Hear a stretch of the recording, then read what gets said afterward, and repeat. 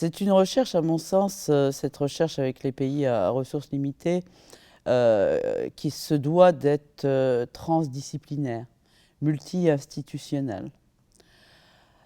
Elle doit partir, cette recherche, de questions qui sont importantes pour les pays, et elle doit se faire dès le départ avec nos interlocuteurs dans les pays. Quand j'ai dit nos interlocuteurs dans les pays, ce sont aussi bien les autorités de santé de ces pays que les professionnels de santé de ces pays, que les populations concernées. Concrètement, pour moi, c'est une recherche en réseau.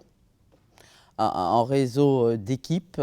Alors ça peut être des cliniciens, ça peut être des chercheurs issus du domaine de la recherche fondamentale, et aussi d'y associer les sciences sociales et humaines ou les sciences économiques.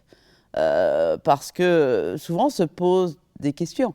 Des déterminants, par exemple, socio-culturels liés à certaines pathologies. Et donc, cette culture de la science en commun est pour moi essentielle. Elle est essentielle déjà dans nos propres pays, mais elle est encore peut-être plus essentielle lorsqu'on travaille avec les pays à ressources limitées.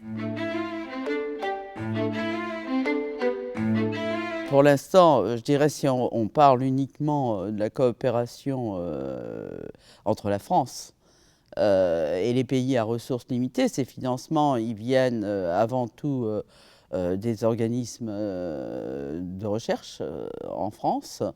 Ils peuvent venir aussi un petit peu de l'Europe, mais essentiellement pour le grand programme EDCTP, qui est un programme de soutien de la recherche clinique dans les pays à ressources limitées, et il se limite d'ailleurs pour l'instant au continent africain.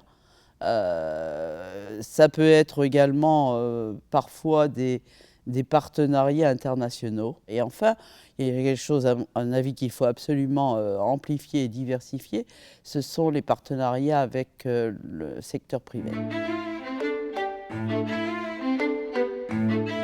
Je vais parler du Cambodge.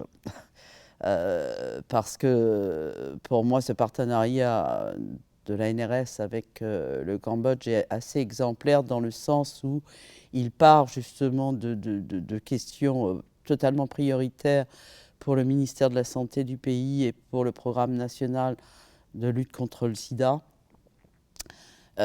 qui nous orientent, nous, les chercheurs, sur les questions d'urgence.